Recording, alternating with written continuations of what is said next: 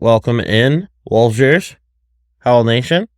What's going on, guys? Back at it with another Wolves episode. Keep it running. This thing's hot. Train don't stop. Keep going. We are excited to talk a little bit more Game 3 here tonight, as obviously that's at home at Target Center. We finally get a chance to host this series. Hopefully show them the door. Welcome to Minneapolis. See you later on Sunday night. Starts tomorrow at Target Center, 8:30. Can't wait. Let's talk a little bit about that, and then we'll get into our favorite movie trilogies here at the end of the episode. Pat, go ahead. Yeah. Get it fired up. Again, this is unprecedented times, boys. This is exciting. The national media is completely on board with the Wolves right now. The Denver Nuggets fans seem to somewhat be crushed right now and have kind of moved on.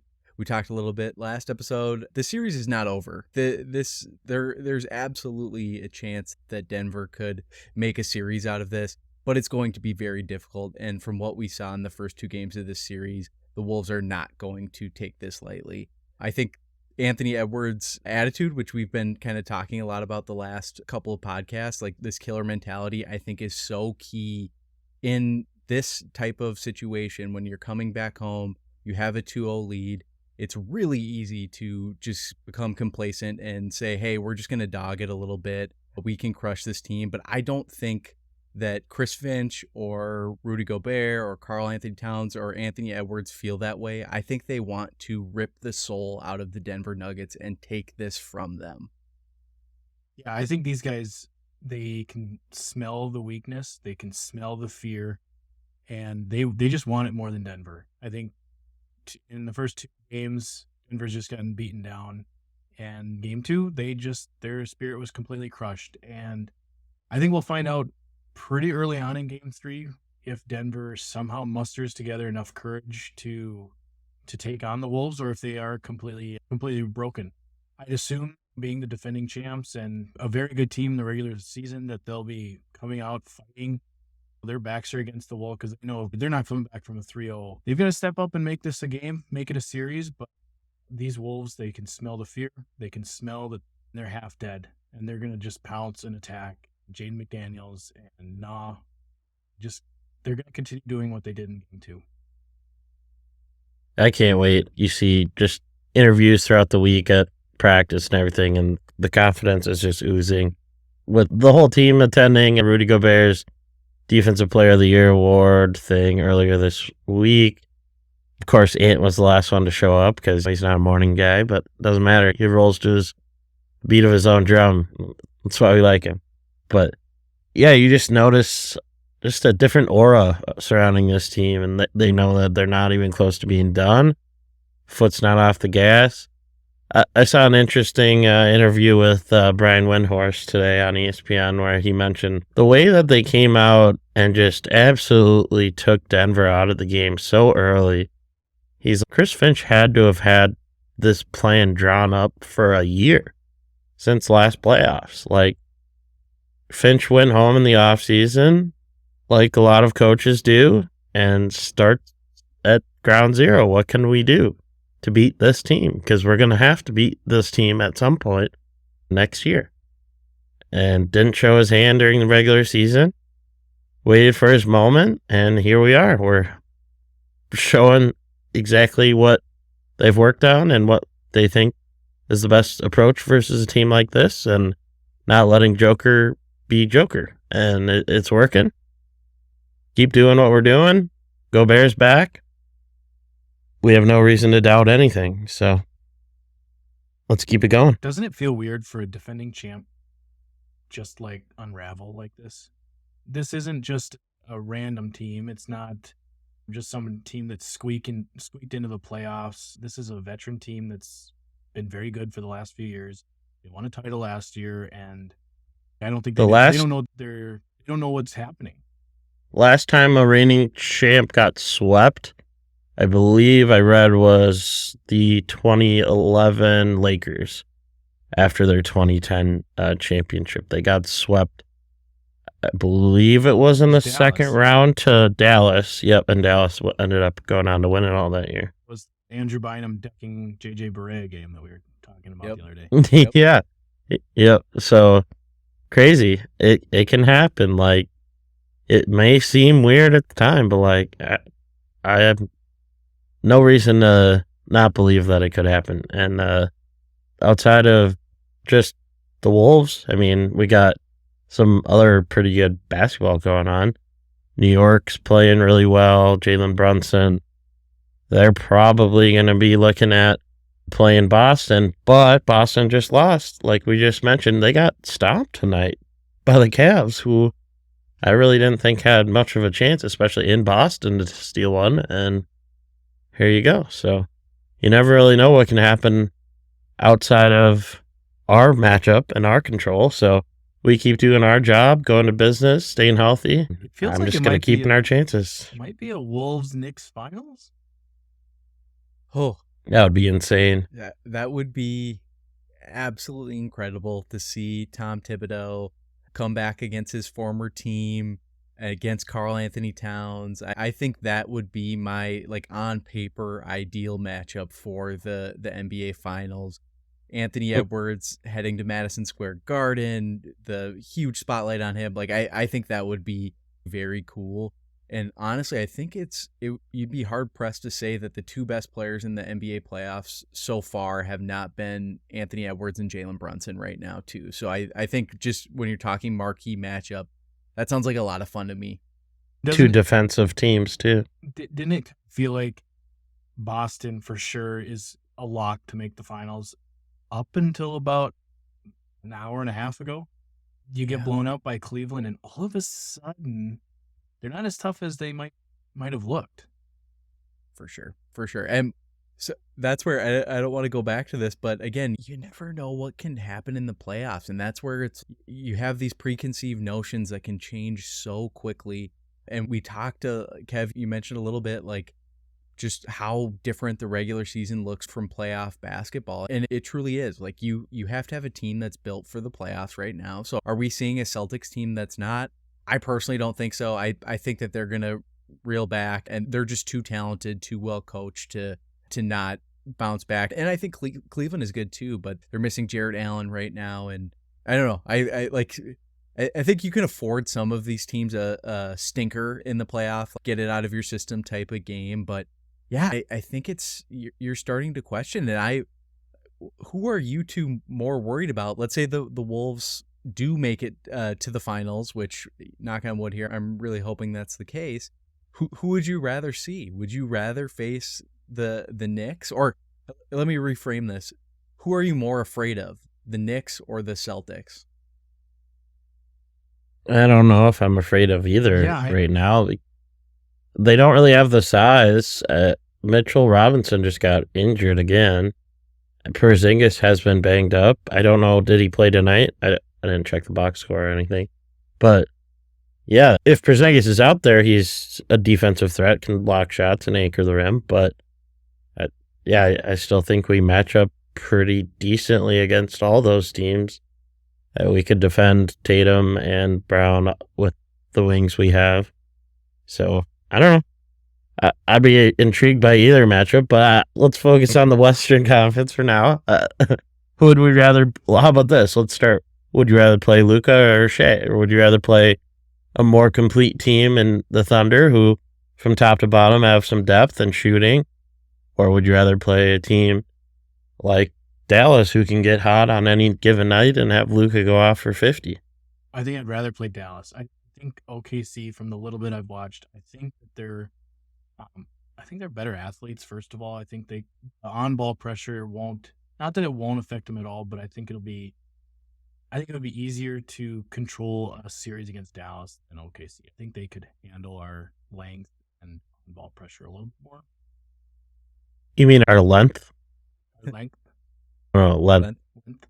Yeah, so much length.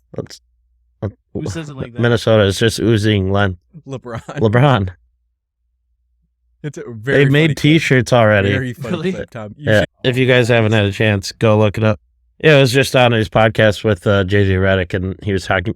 What do you think makes Minnesota so hard to stop and is such a intriguing threat this postseason or whatever? oh man, it's just for sure their length.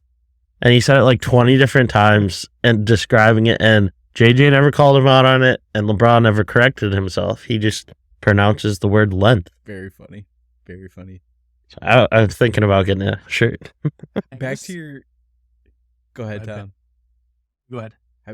I was going to go back to Kev, to your original question. I think I'm on the opposite side of Tom on this one. I think just from watching Oklahoma City, Shea, very good player, very good regular season player, even in game 1 of that series, free throws. Like, that's where he makes his money, is on the free throw line. So I guess it kind of depends on if the refs are going to change the style that they're officiating and they're going to give him a lot of that marginal contact that he saw in the regular season, or if they're going to call the game a little more physically like we've seen so far in these 2 Wolves series. If so, I think if they determine that they're going to keep calling it a little more physical game, I'm not extremely afraid of Oklahoma City just from the size standpoint. Giddey, Lou Dort are kind of their de facto 4s, with Jalen Williams kind of playing in there. Those guys, they got length. They got length, but they don't match up entirely well from a strength standpoint with a Rudy and a Karl Anthony Towns. No. So that it kind of depends, right? What kind of ref ball are we going to see moving forward here? And that's not to say Luka Doncic makes a lot of his money on the free throw line as well, but he is just a bucket getter. Anywhere on the floor, he will make you pay. And when you have 2 guys like that on a team with Luka and Kyrie, either of them can get 50 at any given night. So you are relying on Jaden and Na to be that entire stopper the entire game. And I don't know that they can keep that up for a full 7-game series or whatever that ends up being. Those guys are going to get their points one way or another just because of how talented they are offensively. So I think right now, I think the Wolves might match up slightly better with Oklahoma City, but honestly, the way we're playing, I'm not incredibly afraid of either matchup there. Let's just have it go 7 games for whoever, and I'm fine with that, and have it be a good series, I guess. I don't want the Thunder to sweep them. Then I feel like they'd be riding high off of back-to-back sweeps, just like we might be. So we'll see. I want them to Just play set the record it straight, long and hard.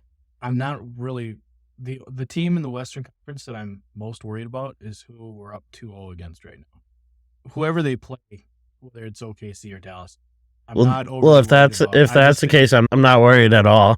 Yeah, I just think that I think OKC would be tougher than Dallas.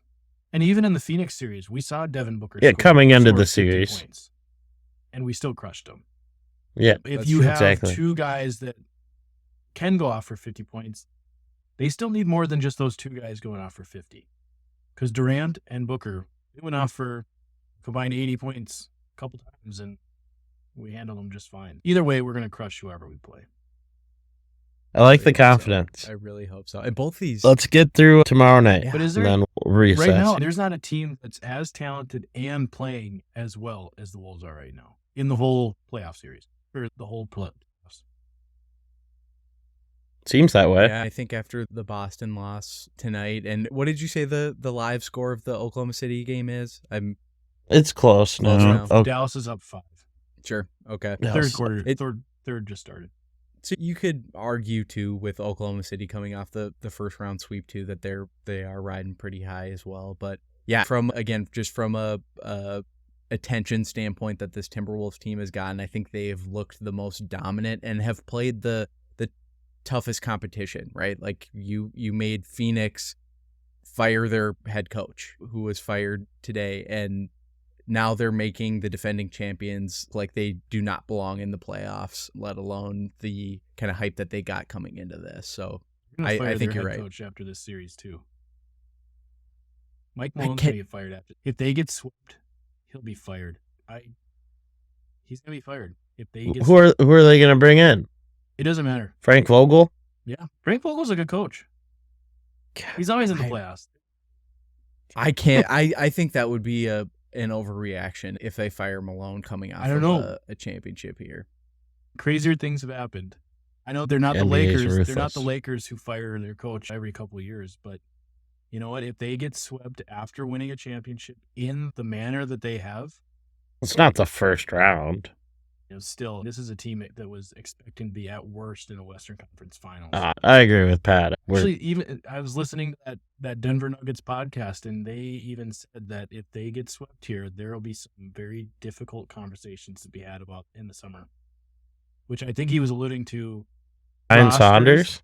The roster will probably be in transition. He's a winner. Head coach. They need to make some changes. So I saw a stat today and I was kind of blown away. It was comparing MVPs, like all the previous MVPs from the last 15 or so years. And Nikola Jokic is the only MVP who has never played with another All-Star. He's like Jamal Murray has never been an All-Star. It's almost wild to think about, right? This guy has won 4 MVPs or the last 4 MVPs and just won a championship without having another All-Star, that entire roster. So I think regardless, there's going to be changes, right, in the Denver Nuggets roster in the offseason. But yeah, I was just kind of surprised, taken back a little bit when I heard that stat. And you think about all these other guys who've won MVPs, they all have guys who have been All-Stars. Even like going back to Giannis, Chris Middleton was an All-Star. Yeah, so very interesting. I think about KG too back in the day. They at least got a Mike James at one time. He was an All-Star the year before, and that was before. Wally was an All-Star. Mike James? Who? Wally? Yeah, Wally was an All-Star. An All-Star, jeez. On the All-Star roster, right? I guess. They said that we might go 10 years without having an American MVP. They're saying Amp's going to win it next year. But yeah, Giannis won it twice, and then Embiid, Jokic. Yeah. So and then if Wemby wins it somehow in the future, or if Luka wins it next year or whatever, I don't know. Ant's the only hope. Or yeah, if Shea would have won it, he's Canadian. Right. You're right. Something to consider. Ant, I forget who said it, but they're like, Ant is our American superhero right now. For Team USA and to win back the league from the foreigners. Did you see a comment or tweet or whatever from some Denver fans saying that the NBA is rigged because Ant is supposed to be the face of the NBA now, and because he's an American, and so they're putting all their chips behind Edwards? Good. I'm glad. Finally. I didn't see that, but I did see some tweets comparing Anthony Edwards swinging the chair after losing to Denver last to Jamal Murray throwing the heat pack on the court during game, which is a wild comparison and completely irrelevant, by the way. Yeah, completely irrelevant. I did find a funny interview that they asked Ant before game 1, I think. They asked him about, it was a local Denver reporter when they were practicing out there. And they're like, how do you feel about possibly matching up against Jamal Murray? And was that someone you looked up to in your career and growing up? And he just goes, hell no. He goes, Jamal's like 20, what is he, 26, 27? Like, he goes, I'm almost 23. He's trying to compare it to playing Kevin Durant. Yeah, Durant's 35. Yeah, it's a terrible question, but I just love it. Just tells it how it is. How real can a person be? And honestly, and he said no disrespect to Jamal Murray, who's a very good basketball player, but not this series. Well, but what a dumb question to ask someone. Like, come on. Almost as dumb as, was it John Krasinski that asked Kat about the stat stuffer? Yeah. Come on, JK. He knows better. Pulling the Chris Thomason questions out. Just trying to get a reaction. Miss Chris Thomason. He's doing work for Denver, man. Denver. I just find it funny he gets to interview Dion, too. Oh, I didn't even think that. They must hate that, but yeah. He has Sean Payton and Dion. Oh my gosh. He's probably banned from the facility already. Unreal. Game 3, any thoughts of kind of how we might play things differently? Then obviously it's going to be game 3 is going to be different than 2 because we're going to have Rudy back. It's going to be more like game 1. I feel like all these games are going to start blending into each other in my brain, but There's only 4. Right. that's true. It's just, Again, yeah, I don't know. I think we'll see what kind of Nuggets team shows up within the first few minutes of the first quarter. They come out flat, the series is over. They've given up. If they come out fighting, they're gonna scratch and claw for game 3. That's gonna be like their lifeline, and they're gonna do whatever they can to hold on to it for as long as they can. At least that's what I'm expecting. We'll see. They're gonna have to go a little deeper in their bench. I think they need some spark off the bench. Want a 2020 Rudy game. I'm calling it. Nice. For his kid. Why not? Add strength. I love it. Yeah. I love it. Just give him all of the lobs. Yeah, I think my biggest question is, are the Wolves going to continue this like pressing? Are they going to continue to press full court like the entire game from the start? I hope they do, but how is Mike Malone going to kind of counter that? Because he has to have drawn something up. And Kev, you alluded to the Windy interview earlier, but he was talking about unprecedented that was. And in a series, like if a team throws a zone D or something like that, it's going to take a team time to adjust, but they will adjust in game. And maybe it's like a 6-minute stretch in the game where it takes them to kind of figure things out and kind of re-up the game plan to ensure that they are making the proper adjustments to attack what the defense is throwing at them. So what's Chris Finch going to do then, right? Because we're talking about a game of chess. So we know Mike Malone is going to prepare for what he saw in game 2, albeit with a Rudy Gobert back in the lineup. So what is Chris Finch and what is Mike and Nori going to do to kind of counterpunch that? I hope we see some different things, and I think we will. So it'll be cool, and I think in-game adjustments are going to be key. Because Tom, like what you said, I think Denver's going to come out blazing. I think that their goal is to punch heavy in the first round, because if they don't get that knockout punch early, they know that it's going to be over for them too. So I'm curious to see just how that intensity kind of flows from the start of the game. What does the Target Center crowd do to kind of impact that? We've seen and we've talked about how awesome this crowd has been at Target Center throughout the playoff series and throughout the regular season as well. But how are they going to impact the game? And if Denver does come out punching, how do they get the Wolves back in it from an energy standpoint? Because I think that is going to also be really important. I think what the Wolves are going to need, what I think the Nuggets should do, is I think that they need to get the ball up the court as fast as possible. I don't think that they can't match up in a half-court offense the way that the Wings are playing right now. So if I'm the Denver coach, I'm trying to push the ball up the court as much as possible. That's not going to work. They have Jokic. That's the issue, too, is that they don't have the bench to do it. So they're kind of stuck between a rock and a hard place. They're not deep enough to push the ball up. They don't really have. They're going to try to win playing. They're going to try to win playing their way, and it's still not going to work because that's the only way that they can play. Yeah, I don't really know how Mike Malone is going to really change the game plan. I don't know what they're going to do. Yeah. I mean, they might put in Peyton Wilson for 15 minutes. That's the only wild card he has off his bench. Which they might have to do. They might have. Who has more length? Something. But if you're the Wolves, I think you keep the pressure up as much as you can. They don't have a ball handler that can handle our wings. Jamal Murray is not. He's not it. He's going to be able to do it, especially on one leg. Reggie Jackson is whatever. So just keep the intensity up, keep the defensive pressure up, and like I said, I think that they smell fear, they smell blood in the water, and they're going to be attacking like a pack of wolves.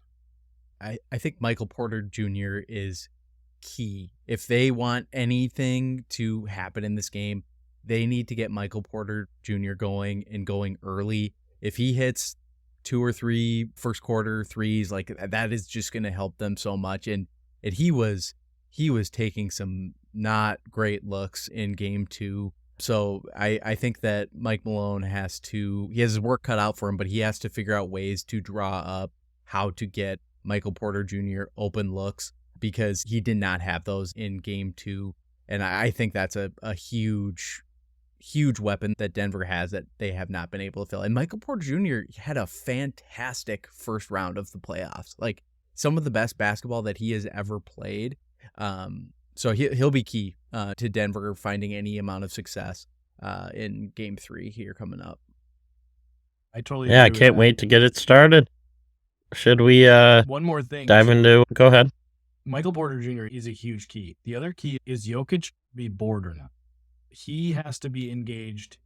He hasn't been engaged the last 2 games, or like if he is the MVP that everyone says he is, he's going to have to put the team on his back, and he's going to have to just will this team to victory. Yeah. They do need Michael Porter Jr. to get hot. They need him to hit at least 6 threes. They Yep. need him to spread the floor and keep things open for Jokic on the inside. But Jokic needs to have a triple-double. He needs to have 30, 10, and 10 for them to have a chance. I was shocked at just how little we saw, and we talked about Jamal Murray. He was very frustrated that entire game. And as credit to the Wolves, because they had him under pressure the entire game and were just completely locking him up. But they were doing the same to Jokic. Like Naz Reid and Karl Anthony Towns were all over Jokic the entire game. And I was shocked to not see Jokic complaining, getting fired up, because in our regular season matchups, he would. Like, he was the kind of guy who would try and bait Karl Anthony Towns into picking up quick fouls. And he did that really early in the game, but emotion just didn't seem to be there for Jokic. So I totally agree. I don't know what was happening. It just felt like he was just there, and this was a job that he was doing. And there's been the talk, does Jokic love basketball, or is this just a job for him? And I don't believe that. You don't win you don't win 3 MVPs in 4 years and develop yourself out of being a second round pick if you don't care about basketball or care about the game. But it did just seem a little weird to me that it just didn't seem like he was as fired up as he normally is. Even if he is a pretty calm guy from the start, it just seemed a little bit off, or something was off with Jokic in Game 2.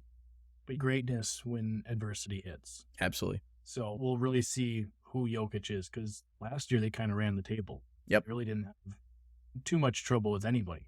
So we'll see what Jokic does on Game 3. Yeah, like we talked about before, I think he checked out. He wants to go home, and he's ready to go home. Let's send him home. What if he just retires? That'd be sweet. Goes home, doesn't. That would. Yeah. I don't know. Crazier things have happened. Already. Ricky Williams going to India, just smoke some weed. Yeah. All right. So rookie minicamp starts tomorrow, looks like, for the Vikes. Pretty exciting. We got a new rookie quarterback. I don't know. We'll see some pictures of them walking in. He's going to look great. He's going to look so great. First day of school. You guys, I even forgot we drafted JJ McCarthy. I've been so hyped up on the Wolves this last week or so. We haven't talked about Vikes for 3 episodes or something. Always talking Vikes. It's the future. It's here. Moving on. That's picks. Oh, yeah. Pat's picks. What do you got this week, Pat?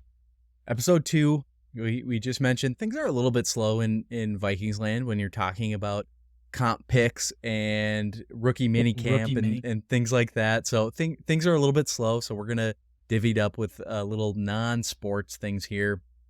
And this week, I saw this prompt on Twitter a couple weeks ago, and I'm like, you know what, this is a really good question, because there's a lot of possibilities for people to have different opinions on where we're landing here. So for this week's Pat's Picks, we are talking about our favorite movie trilogies. And I want to highlight favorite here, because I think there are some of these movies that are going to be left off this list that could be some of the greatest movies of all time. And that does not mean that we do not enjoy these movies. I think we all have a different kind of connection to what's coming up and why we're picking these. Please do not hate us for leaving off some of these big name, highly critically acclaimed films. These are movies that mean something to us. So we're just going to kind of run around top 5 and see what people got in different things. So should we start at 5 and just each go around and go from there? Do you have honorable mentions too? I do, and I kind of want to talk about those after, just because I Sure. think a few of my honorable mentions might end up on some people's lists as well as we move forward too. Does that sound like a plan? Let's do it. All right. Should I kick us off? Go ahead. Have at it. All right. My number 5. This was a tough one because this was a strict nostalgia. So there are a couple movies on this one that definitely did not hit for everyone, including one that did not hit for me. And that is going to be the Star Wars prequels, episodes 1 through 3. I think we can all kind of objectively say that episode 3, Revenge of the Sith, was a great movie. Fantastic movie. One of my favorite Star Wars movies of all time. I think that episode 1 is underrated. I think that Phantom of the Menace has been underrated, and I think that was because it was so overrated when it came out. People were lining up, buying all these toys, going wild because it was the first Star Wars experience in 20 plus years since Return of the Jedi. So people were starving for Star Wars, and I think that movie gave us some really memorable things that have kind of shaped Star Wars lore since then. Darth Maul. One of my, if not my favorite character or favorite Sith of all time came out of that. That's what I'm going with. I'm not even going to mention Attack of the Clones, one of the biggest stinkers of all time. Terrible Not a good CGI movie. too. The Terrible CGI. CGI. Is so bad. Very bad movie. But as a whole, those 3 movies, from a nostalgia standpoint, they shaped who I and kind of what genre of movies that I really kind of flock towards as an adult now. So I had to list them at number 5. Okay, you want to go next? Sure. I guess I didn't really rank mine totally accordingly yet, but I will just say my 5th. I'll go with Oceans.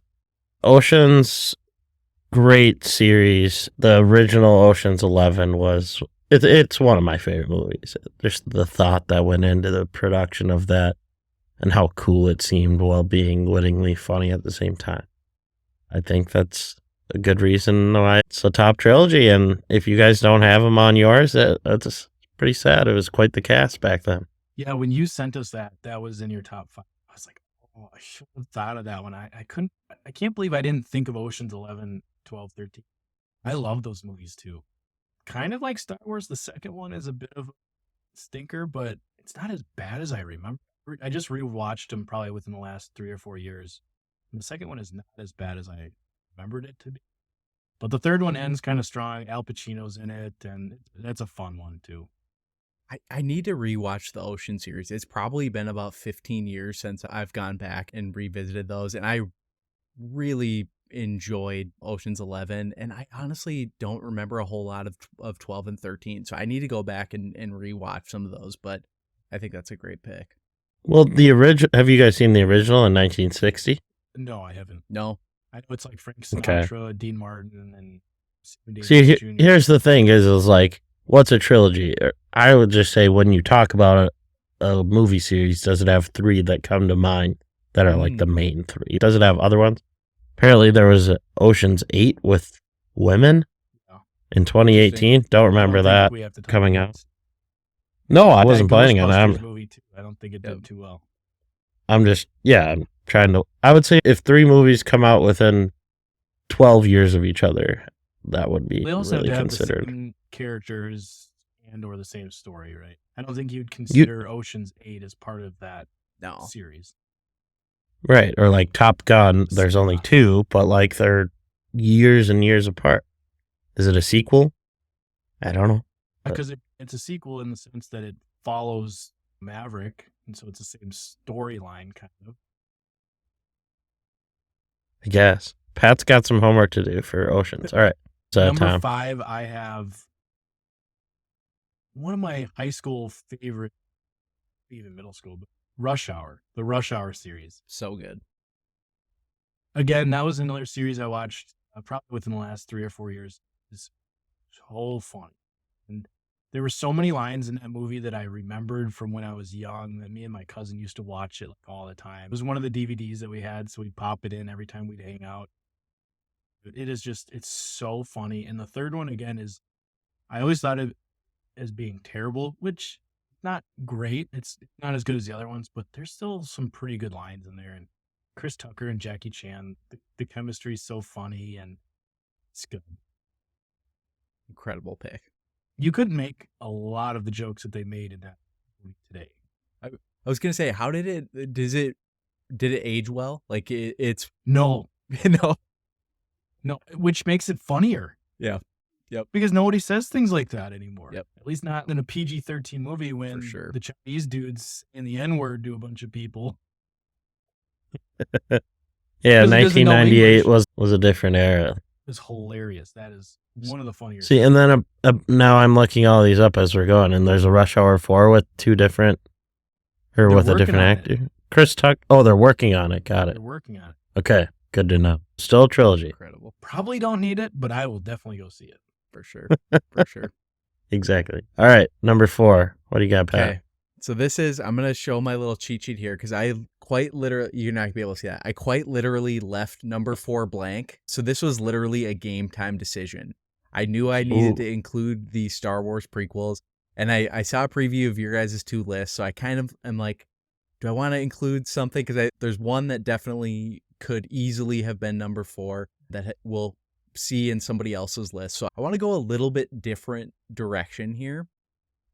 And I'm going to go with The Evil Dead in this. I don't know if any of you have seen that. So I'm not a horror movie guy. However, Evil Dead 2 and then Army of Darkness came together, and they were all Sam Raimi flicks with Bruce Campbell. The like campiness of all of those movies mixed with the horror. I first saw it in high school. We literally watched it in a film class, the first Evil Dead movie, and it is one of the lowest budget movies of all time. And then for that to continue to grow and kind of propel Sam Raimi into this role that we see him in today as a blockbuster type director, I have to include those. So it went a little bit out of the box, and I think that all 3 of those movies have a ton of rewatchability for them. This past holiday season, Evil Dead 2 as well as Army of Darkness, and they're both just a lot of fun from a horror movie perspective. And I know they came out with a new Evil Dead movie. I did not watch that. It's 30, 40 years later, so I'm not counting that as part of the trilogy as we define this. But it also spun off a show, which was Ash versus the Evil Dead. I think it was either like a Showtime or something like that. Incredibly funny show. I only watched the first season. I don't know how many there were, but I love when shows are able to spawn off like different media avenues way down the future, and that was really fun. So if you haven't seen it, even if you're not a horror movie fan, kind of like myself, I would highly recommend checking all of those movies I haven't out. watched any of those. I know that they remade them and stuff, but I know that Bruce Campbell, I think, he makes a lot of cameos in other Sam Raimi movies. I think he's in, for sure, the first Spider-Man. I'm not sure if he's in any of the others. Isn't he like a hot dog vendor or a newspaper like that? Or was that the one? That was Doctor Strange. Doctor Strange, the new Doctor Strange movie. Yep. He was the hot dog guy. I know he's in the first Spider-Man too, and I can't remember who he plays. It could be the same character, which would be honestly hilarious. So I'll go ahead and jump to my number 4 here. I'm going to go with the Hangover series, part 1s through 3. Obviously, we grew up on the first one as being like just a staple comedy of our lives. And I think when you have a movie that's that influential that happens to have a couple that came after it, the second one was pretty good. I would say probably if 60% as good as the first one, and then the last one just really didn't do much for me. But just as a whole, the idea, same cast, same crew, back, different location. What was the setting of the second one? Was it the third one they go to Thailand or something? No, that was the second one. Oh, that was the second Was Bangkok, yep. So what was the third one? The third one, I believe... let's just see here. Looks like they're in Europe. I don't think I ever saw the third one.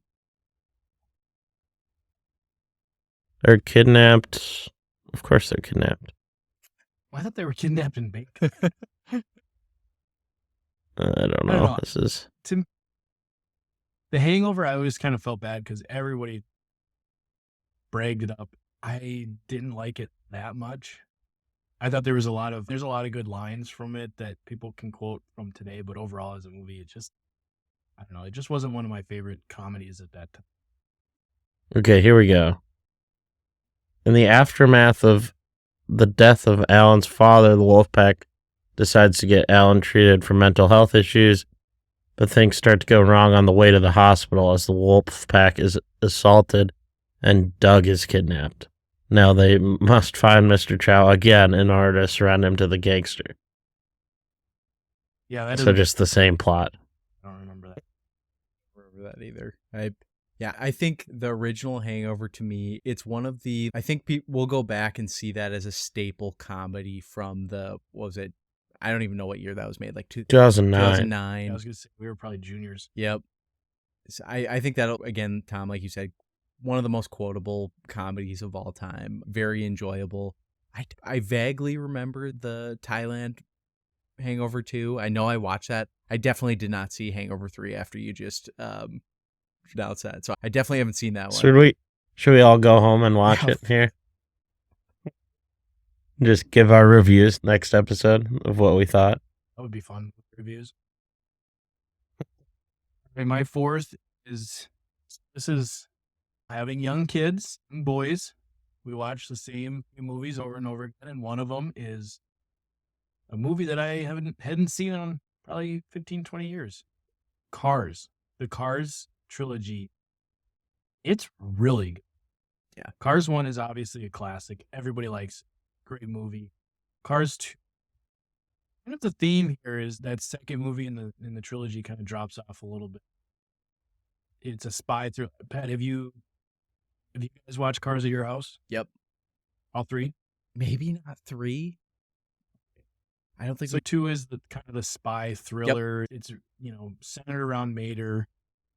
Kind of doesn't have the same feel as Cars 1, which was a miss on Pixar's part. It's not a bad movie if you just had that separate. If it's a movie about Mater, but when it's Cars, you think Lightning McQueen for sure. It's a good movie, but just drops off a little bit. And then Cars 3 kind of gives you like a Rocky Balboa feel to things. You got this superstar at the end of his career trying to, pull off one last first place finish.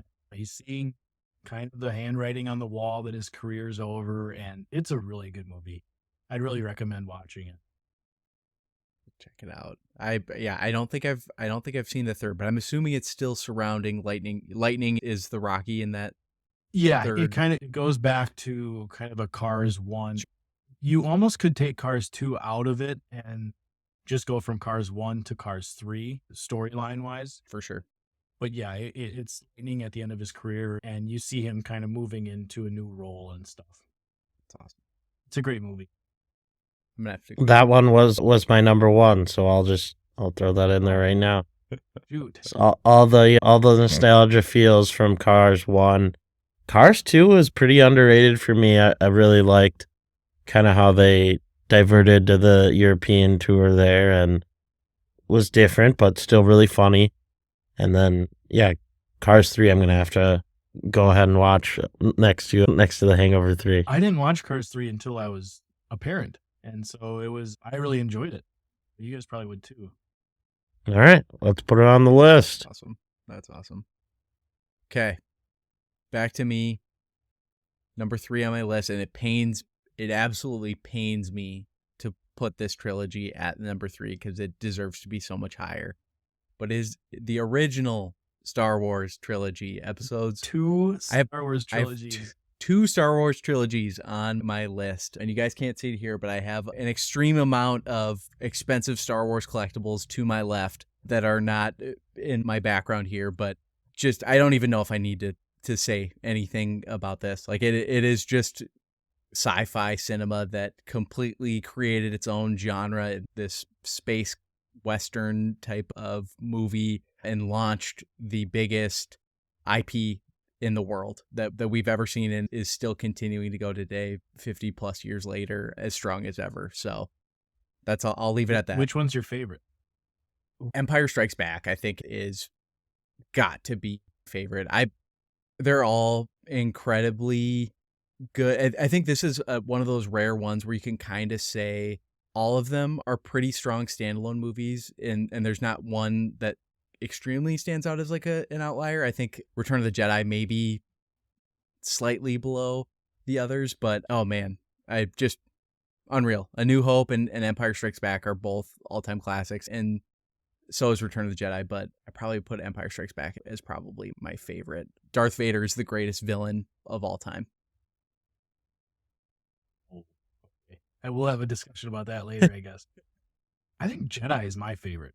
Interesting. For some reason, it always was my favorite growing up. I think the scenes in the forest are cool. Yep. With the speeder bikes or whatever, and the AT-ATs or whatever they're called. I always enjoyed those scenes. The Ewoks were kind of, they were whatever. So I know people kind of bash on the Ewoks. I think Jedi has always been my favorite for a reason. Hey, going back today, looking at these animatronic, well, I don't even know if they're animatronic, but the Ewoks, can you imagine if that movie so easily could have bombed? If the writing, if anything like that was so off, because like you're talking about little furry bears running Care around, Bears. like, yeah, literally Care Bears. Like that very easily could have gone south very quickly. But George Lucas pulled it together and has a multi-billion-dollar idea that continues to grow today, which is so fun. It's wild. I can't relate to anything that you just said, but I'm glad for you. I'm glad for you. Not a movie guy, not a Star Wars guy. Put the hate in the comments. I don't care. My number 3 film would be I'm a Kid at Heart, still am. I'm going to go with Despicable Me, which has really, talk about IP, taken on an eye of its own. You see what I did there? It is the Minions. They've really just taken a hold of childhood for kids that are probably now, almost adults. Like, it's really controlled the last couple decades, and the first movie, all-time great. Second movie, just as good. I feel like there's so much that can be done with this series. I did see that they're coming out with a 4, but still a trilogy for now. I'm going to have to watch the third one. I feel like the third one is always where we maybe saw it, maybe didn't. Going to have to go back and watch it. Tom, have you seen the third one? I don't think oh no, I did see this. I've seen the first 2. Okay. I saw the second one at a drive-in one time. Wow. Belly High, baby. R.I.P. They're great movies. Just absolutely great movies. Steve Carell. You can't beat it. I've never seen any of the Despicable Me movies, and I feel I probably should be shamed at that because I know how popular those movies are. And one of my favorite memes of all time is the group of guys getting dressed up in their suits to go see Despicable Me. Like, it was, I don't know what one it was, but they're all on like the escalator at the mall getting ready to see Despicable Me 2 or 3 or Minions or whatever it is. Yeah. I've never seen a Despicable Me or a Minions movie. I probably need to change that. The first one's really good. Put it on the list. Love it. All right. Who do you got, Tom? Let's see. How did I rank these earlier? We're at number 2 right now.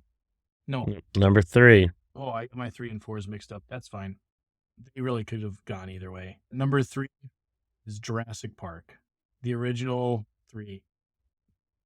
The original Jurassic Park is still, I think, one of the best movies of all time. It's scary. So it's kind of horror. It's like you see the dinosaurs for the first time. It's holy cow. That scene in the fields where they see the Brachiosaurus or whatever it is, the long neck, is one of the coolest scenes. You mix it together with the soundtrack, the score by John Williams. It's iconic.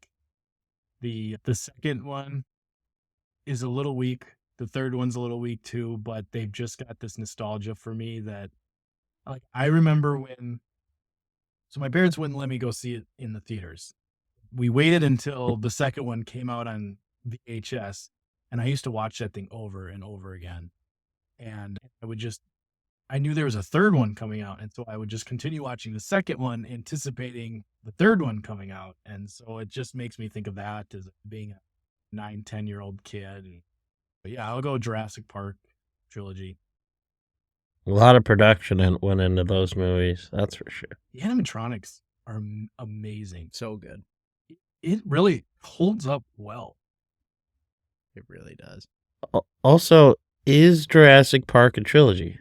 There are 2 trilogies. One is Jurassic Park, and the other one is Jurassic World. Yep. Got it. Okay. Good to clarify. Tom, that was one of my could have slid into the number 4 slot on my list. The nostalgia that I have for Jurassic Park and The Lost World, and even episode 3, like just unreal. My brother and I had all the toys, and one of our most played with, when you're talking dinosaurs, we would get the Jurassic Park toys. And yeah, obviously 1 is far and away the best movie out of the bunch, and 2, like you said, a little weak, but both 2 and 3, I have a soft place in my heart for them, just because we watched them so much growing up. And 2 and 3, oh, go ahead. I was just gonna say, like how I mentioned earlier with my Evil Dead, how that spawned off additional like shows, and I think this is kind of a theme through my list, because Star Wars has obviously done the same. Camp Cretaceous on Netflix, so good. Like I watched this prior to being a parent. Incredible. Like, it's a really good show, and they were pumping those seasons out quick. So if you haven't seen those, I've been really tempted. I just wasn't sure how age appropriate it was. So I don't think it's developed for kids. I don't know that I would let the kids watch it yet. It felt like there were a couple scenes that felt like they could be a little thrill. Or do they allude to people dying in it? They might allude to people dying. I don't think anybody dies. It might not be a kid's show quite yet, but like when they're 9, 10, like that would probably, like when we watch the Jurassic Park movies, I think that's a very appropriate age range for them. But sure, it was a really solid show. Like surprisingly, it was one of those, let's throw it on because we're about to go to bed and have nothing else to watch on. It's like, this is kind of good. I actually want to not fall asleep to this. I've heard good things. Yeah. All right.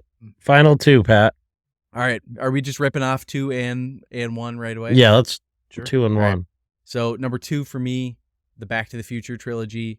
I cannot say enough good things. This is one of those ones that I hope never gets a remake, because I think that they perfected the first 3 with Michael J. Fox playing a perfect Marty McFly. If I'm not mistaken, I think 2 might be the least critically acclaimed out of the 3. Maybe it's 3, but 2 was my favorite. Always growing up, them going to the future when he had the special Nike Air Mags that he put on, that as like a teenager when I started watching those, that was a very cool thing for me. But I just absolutely love Back to the Future. And then number 1 for me, the original Lord of the Rings trilogy. Getting back to my like clearly nerd culture, those movies hold up today. They're fantastic. I could not read the book. I started reading the books, and they were just not digestible for me when I tried reading them, but I felt like the movies were such a perfect like way for me to digest that material. And I think that as far as trilogies go, when you're talking just strength across the board, all 3 of those are A+ movies, like fantastic. You don't see a dip in number 2 or number 3 like we've seen with some of these other ones. Just so good. So good. I haven't watched those movies probably since they were in theaters. I need to rewatch them. Really good. Because I don't think I fully understood everything that was going on, because I was pretty young. So I need to rewatch those. Give them a rewatch, and the extended versions, if you have the opportunity to watch the extended versions, you're going to have to carve out an afternoon, because they are long-ass movies, but really good. And I think they still hold up today. Visuals are great. Yeah, your top 2 here? I already got my top 1 said with cars. My number 2 would be the Pirates of the Caribbean. Just another great staple. Obviously, we have The Curse of the Black Pearl, 2003, Dead Man's Chest, 2006, and At Worlds, and 2007. I believe they came out with a different one somewhat recently. I don't think I've seen that one at all. That didn't have Johnny Depp in it, so it doesn't count. But yeah, it's just great movie series. Don't know if I need to explain why. Everybody's seen it. I remember watching Pirates of the Caribbean, just the trailer for it, and the only scene from the trailer was that scene where the skeletons are walking underwater on the ground, and it was like the scariest thing ever. I was like, I'd seen that. So good. It's just great. The theme song, everybody knows it. It's great. I don't know. Have either of you been to Disney World or Disneyland on the Pirates of the Caribbean ride? 10 years or Wasn't the ride around before the movie? I don't know. The this movie for sure. is based on the ride. That's what I thought. I was gonna say. I think there's very few movies that can be based off of rides, and they created an entire franchise off of it, which is incredible. It's so cool. Did you see the movie Yeah. Jungle Cruise? Yeah. That same thing too. Jungle Cruise is a ride and based Oh, off of the I ride. did. Or Huh. do you remember that movie, The Country Bears? Oh yeah. Remember that movie? Oh yeah. That also was attraction at Disney I World. didn't know the Country Bears was based off of the attraction. I went to Disney World probably like 3-4 years ago now. So we saw all of these and did all these. I think it's closed now. I think they changed it. I saw that. Bears is no longer. I think I read that they were closing that. Just it's so wild to create a movie franchise based off of a ride and for it to be successful. So that's very cool. Yeah. All right, Tom, wrap it up. What do you got? All right, my number 2. Top is 2. Indiana Jones. Again, I think this is a series that there's a little drop off between 1 and 2, but it's not. 1 is so good that every movie is going to be a drop off after that, and then again, 3 is my favorite. The Crusade is my favorite Indiana Jones movie. The same thing with Jurassic Park. You've got John Williams doing the score and the soundtrack, and it fits so well with the fight scenes, with the mystery, the treasure hunting, and everything like that. So Indiana Jones, I think, is second for me. Number 1, The Dark Knight trilogy. I think The Dark Knight by itself is one of the best. It's in the top 3 movies of all time. It's my number 1 movie, but I think it's in the top 3 movies of all time for everybody else. There's no drop off there. Batman Begins is a great origin story. Dark Knight is a good movie. It's better than the first.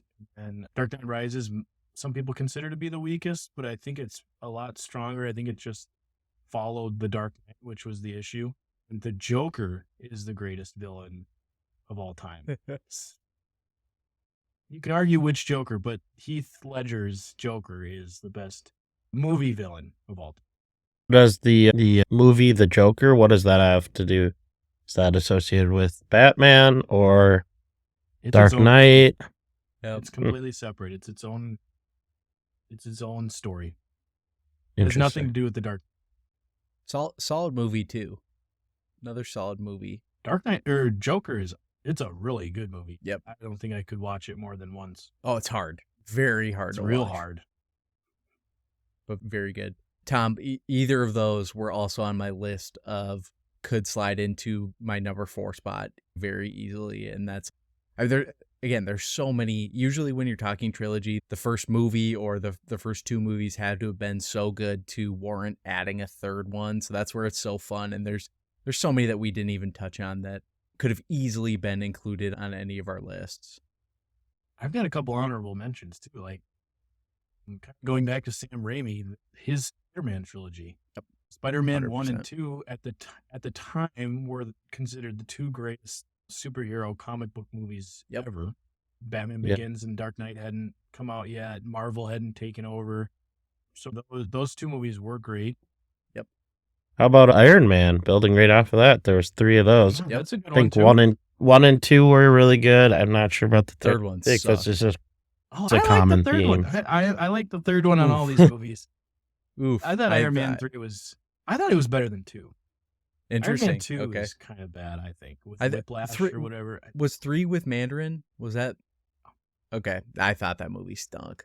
But yeah, Guardians is another good one. All right, Guardians is a great one. Marvel way throwback, which is one of my honorable mentions. What about Blade? Did any of you watch the Wesley Snipes Blade movies? I never saw it. The first two, very good. They held up very well, and I think Marvel's remaking them with What's his probably name? The guy from is it House of Mahershala Cards. Ali? Is that right? Mhm. So I hope that holds up because actually the first two Blade movies are very solid. And I think that's like late 90s Marvel type stuff there, which is really cool. A lot of good choices. It looks like we have a little bit of homework to do outside of following our Wolves and rookie minicamp. Keeping our eyes open for, what is it, Ivan Rodriguez? Pudge Rodriguez? I'm already Levi forgetting. Drake Rodriguez. Yeah, Levi Drake Rodriguez. So keep your eyes peeled. He was the first rookie to sign today. So Oh, big news. He's we got a committed. DT. There we go. Yep. Get Mike Zimmer as 3-tech. Or wait. All right. Thanks for tuning in. Had some fun breaking down some movies. We'll have some more Pats picks in the future, but hopefully another Wolves win or couple wins. We'll be back next week to cover both of those games. So fingers crossed. One game at a time, right? Here we go. Work to do. All right. Go Wolves. Go Wolves.